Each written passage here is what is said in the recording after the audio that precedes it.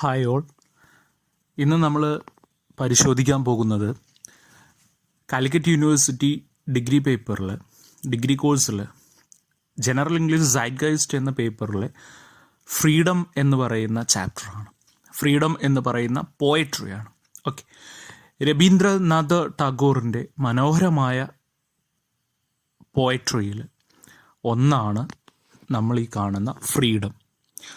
ഗീതാഞ്ജലി എന്ന് പറയുന്ന അദ്ദേഹത്തിൻ്റെ collection of poems Nobel prize കിട്ടിയ 1913 ലിറ്ററേച്ചറിൽ നൊബേൽ പ്രൈസ് കിട്ടിയ ആദ്യമായിട്ടാണ് ഒരു ഏഷ്യൻ, അതുമാത്രമല്ല ഒരു യൂറോപ്യൻ അല്ലാത്ത ഒരാൾക്ക് നൊബേൽ പ്രൈസ് കിട്ടുന്നത്. അത് നമ്മുടെ രവീന്ദ്രനാഥ ടാഗോറിനായിരുന്നു. അദ്ദേഹത്തിൻ്റെ മനോഹരമായ ഒരു പോയമാണ് നമ്മൾ ഈ കാണുന്ന ഫ്രീഡം. ഇന്ത്യൻ സ്വാതന്ത്ര്യ സമരം, അതുപോലെ തന്നെ ഈ പറയുന്ന സ്വാതന്ത്ര്യത്തിന് വേണ്ടിയിട്ടുള്ള ഒരുപാട് കാലം നീണ്ട പോരാട്ടങ്ങൾ, അതിലെ ഒരു വലിയ ഒരു സംഭാവന നൽകിയ വ്യക്തികളാണ് ഇന്ത്യൻ പോയറ്റ്സ് എന്ന് പറയുന്നവർ. അവരുടെ പോയറ്റ്സ് മാത്രമല്ല, ഇന്ത്യയിലെ എഴുത്തുകാർ, അവരുടെ പേന, അവരുടെ തൂലിക പടവാളാക്കി സ്വാതന്ത്ര്യത്തിന് വേണ്ടിയിട്ട് പോരാടി. അതിൽ പെട്ട ഒരു വ്യക്തി കൂടിയായിരുന്നു നമ്മുടെ രവീന്ദ്രനാഥ ടാഗോർ. അദ്ദേഹത്തിൻ്റെ സംഭാവനകൾ ഇന്ത്യൻ സ്വാതന്ത്ര്യ സമര ചരിത്രത്തിൽ വലിയ നാഴികക്കല്ലുകളാണ്. അപ്പോൾ നമ്മൾ കവിതയിലേക്ക് വരികയാണെങ്കിൽ, അതിനു മുന്നേ ടാഗോറിനെ പറ്റി പറയുമ്പോൾ നമ്മൾ പറഞ്ഞു നൊബേൽ പ്രൈസ് കിട്ടി 1913 ഗീതാഞ്ജലി എന്ന് പറയുന്ന പോയറ്റിക്കൽ കളക്ഷൻ. നമ്മൾക്ക് ടാഗോർ എന്ന് കേൾക്കുമ്പോൾ നമുക്ക് ഫസ്റ്റ് ഓർമ്മ വരുന്നത് അവർ നാഷണൽ ആന്തം ആയിരിക്കും. സോ 2 നാഷണൽ ആന്തംസ് ആണ് അദ്ദേഹത്തിൻ്റെ പേരിൽ നിന്നുള്ളത്. ഒന്ന് ഇന്ത്യയുടെ ജനഗണമനയും അതുപോലെ തന്നെ ബംഗ്ലാദേശിൻ്റെ അമർ ഷൊനാർ ബംഗ്ല എന്ന് പറയുന്ന അവരുടെ നാഷണൽ ആന്തവും. ഓക്കെ, അതുകൊണ്ട് തന്നെ ബംഗാൾ അല്ലെങ്കിൽ നമ്മുടെ വെസ്റ്റ് ബംഗാളിൽ ആയിരുന്നു അദ്ദേഹത്തിൻ്റെ പ്രവർത്തന മണ്ഡലം. The bard of Bengal or the poet of Bengal, the singer of Bengal എന്നൊക്കെയായിരുന്നു അദ്ദേഹം അറിയപ്പെട്ടിരുന്നത്. എന്ന് കരുതിയിട്ട് ഒരു ഗ്ലോബൽ ആക്സെപ്റ്റൻസ് അദ്ദേഹത്തിൻ്റെ രചനകൾക്ക് കിട്ടിയിട്ടുണ്ടായിരുന്നു. കാരണം അദ്ദേഹത്തിൻ്റെ രചനകൾ ഒരുപാട് ലാംഗ്വേജസിലേക്ക് ട്രാൻസ്ലേറ്റ് ചെയ്യപ്പെട്ടിട്ടുണ്ട്. അദ്ദേഹത്തിൻ്റെ കുട്ടിക്കാലം നമ്മൾ പരിശോധിക്കുകയാണെങ്കിൽ ഒരു റെഗുലർ എഡ്യൂക്കേഷനിൽ തൽപരനായിരുന്നില്ല Rabindranath Tagore. He was not interested in a regular education. അദ്ദേഹത്തിൻ്റെതായിട്ടുള്ള ശൈലിയിൽ ഒരു സ്വതന്ത്ര വിദ്യാഭ്യാസമായിരുന്നു അദ്ദേഹത്തിൻ്റെ ആശയം. ഈ ആശയമാണ് പിന്നീട് അദ്ദേഹത്തിൻ്റെ പ്രവർത്തനങ്ങളിലൂടെ ഇന്ന് വിശ്വഭാരതി യൂണിവേഴ്സിറ്റി എന്ന് നമ്മൾ അറിയപ്പെടുന്നത്. വിശ്വഭാരതി യൂണിവേഴ്സിറ്റിയുടെ ഫൗണ്ടേഷനിലേക്ക് എത്തി നിന്നത് അദ്ദേഹത്തിൻ്റെ ഈ പറയുന്ന ആശയങ്ങളാണ്. അത് എഡ്യൂക്കേഷണൽ ഫീൽഡിൽ അദ്ദേഹത്തിൻ്റെ വലിയൊരു സംഭാവനയാണ്. കൂടാതെ ഗാന്ധിയുടെ ആശയങ്ങൾ അദ്ദേഹം ഒരുപാട് കൈക്കൊണ്ടിട്ടുണ്ട്. വില്ലേജ് സ്വരാജ് അല്ലെങ്കിൽ ഗ്രാമസ്വരാജ്, ഇതൊക്കെ നമ്മൾ ഗാന്ധിയുടെ ആശയങ്ങളായിട്ട് പിന്നീട് ടാഗോറിലൂടെ നമ്മൾ കണ്ടു.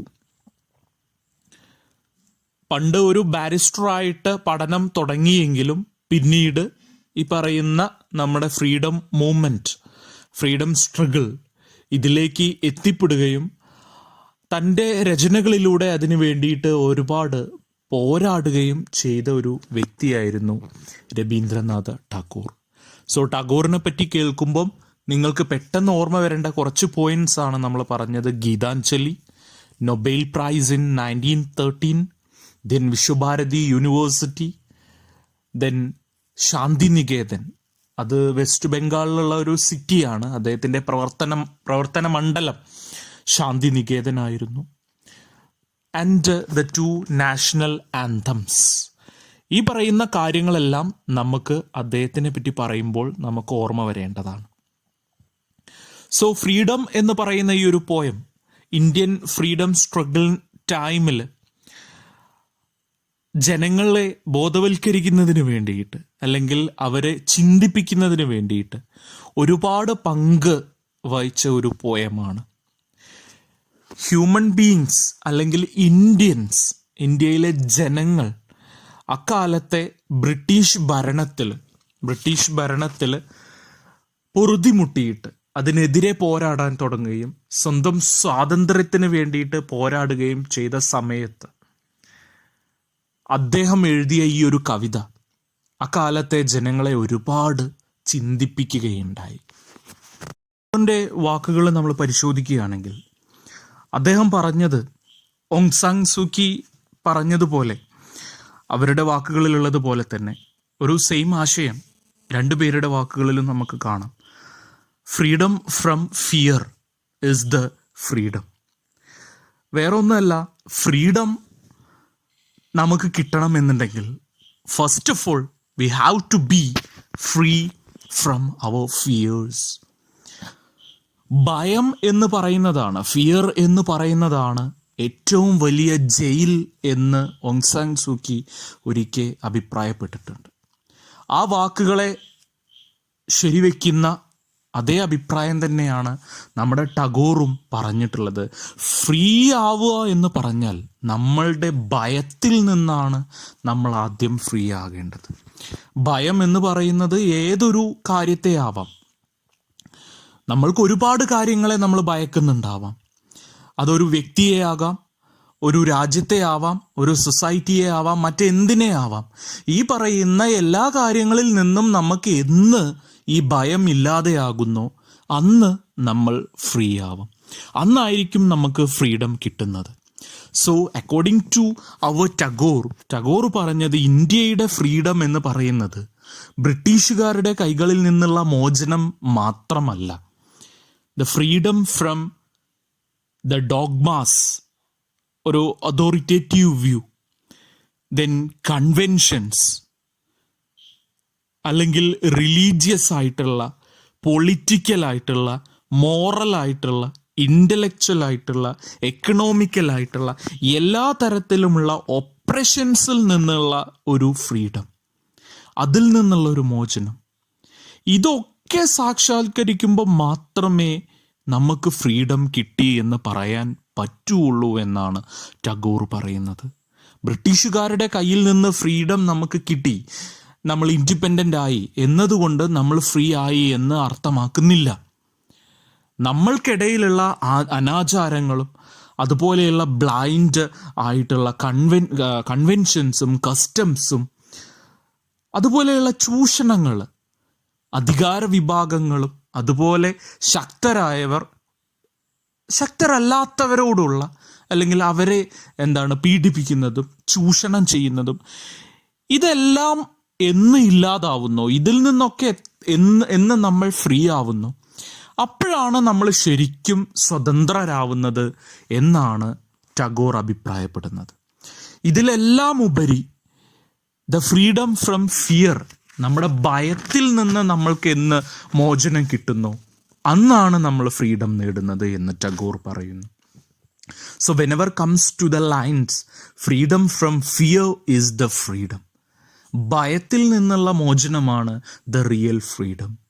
So I claim for you my motherland, I claim for you my motherland, freedom from the burden of ages, bending your head, breaking your back, blinding your eyes to the beckoning call of the future.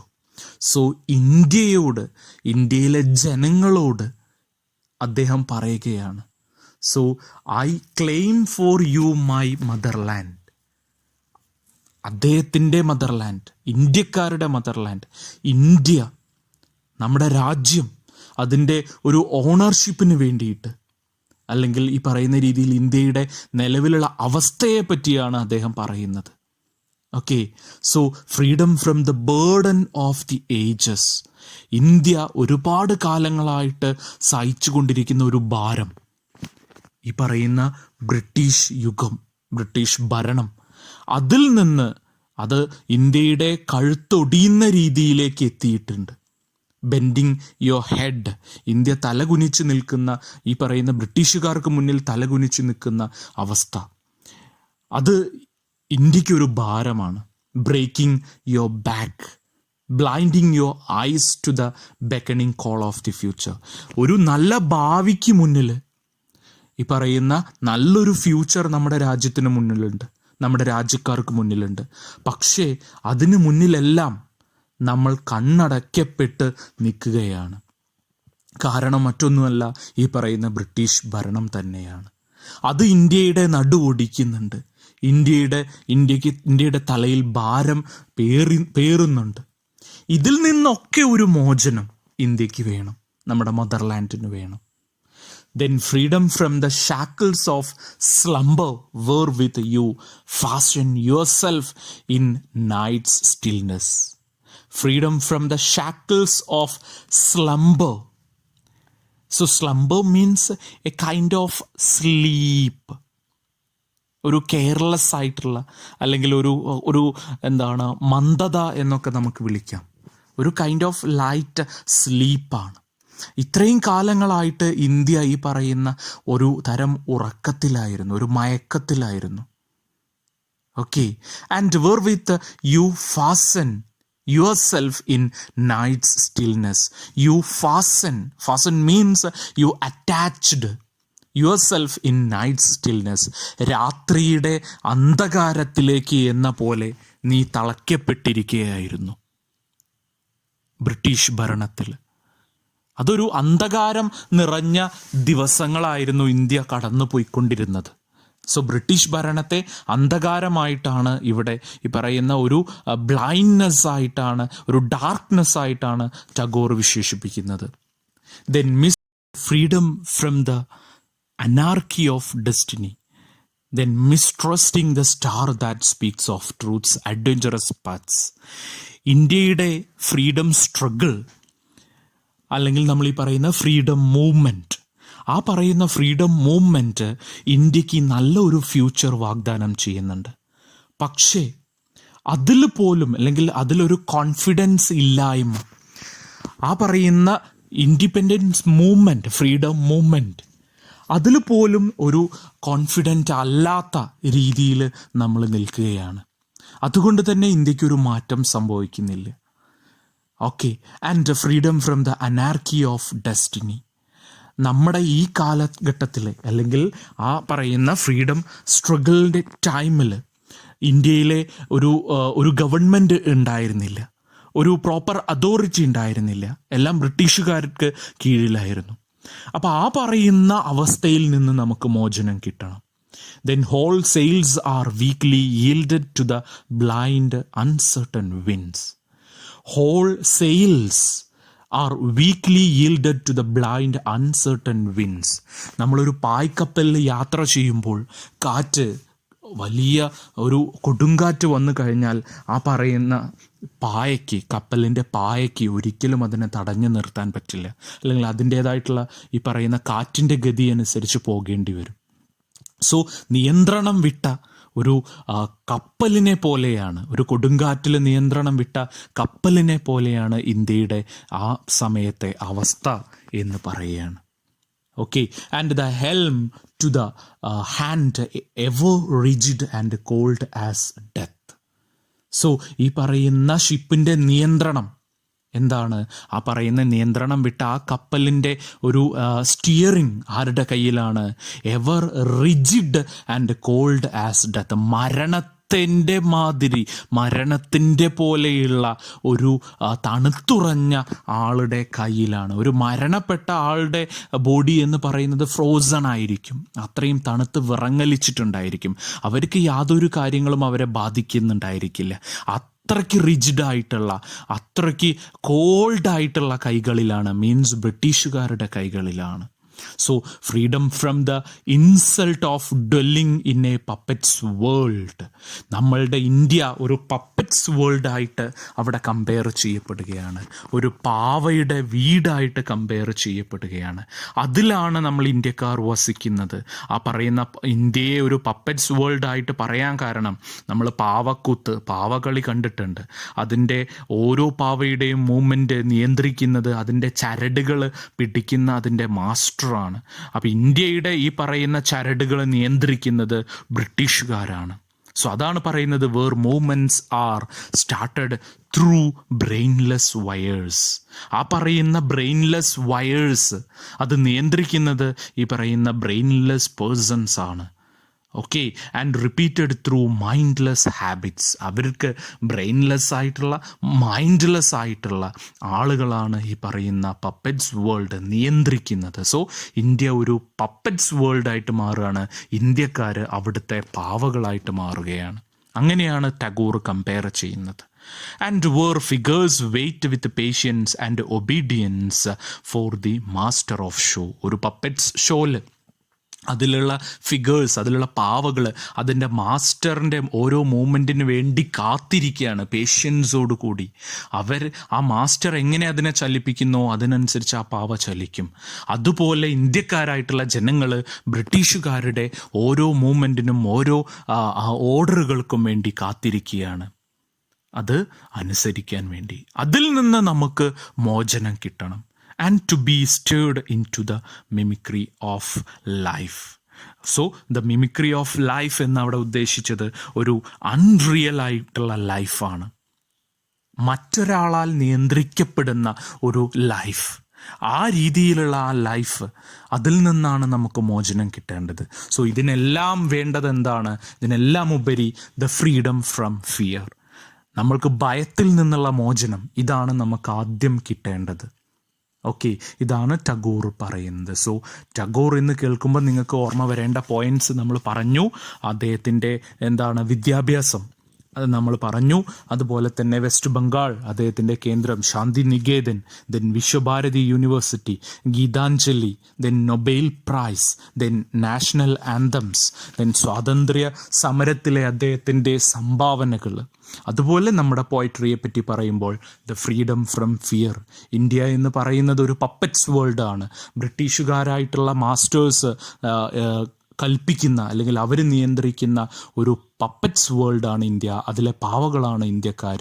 ബ്രിട്ടീഷുകാരുടെ ഓരോ ആജ്ഞകൾക്ക് വേണ്ടി കാത്തിരിക്കുന്ന പാവകളാണ് ഇന്ത്യക്കാരെന്നാണ് ടാഗോർ പറയുന്നത്. അതിൽ നിന്നൊരു മാറ്റം വേണം. മറ്റുള്ളവർ നിയന്ത്രിക്കുന്ന ലൈഫിൽ നിന്നും മാറ്റം വേണം. മറ്റുള്ളവർ നിയന്ത്രിക്കുന്ന ഒരു കപ്പലിനോടാണ് ഇന്ത്യയെ കമ്പയർ ചെയ്യുന്നത്. അതിൽ നിന്നും മാറ്റം വേണം. രാത്രിയുടെ അന്ധകാരത്തോടാണ് ഇന്ത്യയുടെ നിലവിലെ കണ്ടീഷൻ ടാഗോർ കമ്പയർ ചെയ്യുന്നത് ആ സമയം. ഓക്കെ, അതിൽ നിന്ന് നമുക്ക് മോചനം വേണം. നല്ലൊരു ഫ്യൂച്ചർ നമുക്ക് മുന്നിൽ മാടി വിളിക്കുന്നുണ്ട്. പക്ഷേ ഇന്ത്യക്ക് അത് കാണാൻ പറ്റുന്നില്ല. കാരണം ഇന്ത്യയുടെ മുതുകിൽ ഒരുപാട് വലിയ ഭാരമാണ് ബ്രിട്ടീഷുകാർ ഏൽപ്പിച്ചിട്ടുള്ളത്. ആ ഭാരത്തിൽ നിന്ന് നമുക്ക് മോചനം വേണം. സോ ഇതിനെല്ലാം വേണ്ടത് the freedom from fear. So first of all the freedom from fear. Okay, thank you.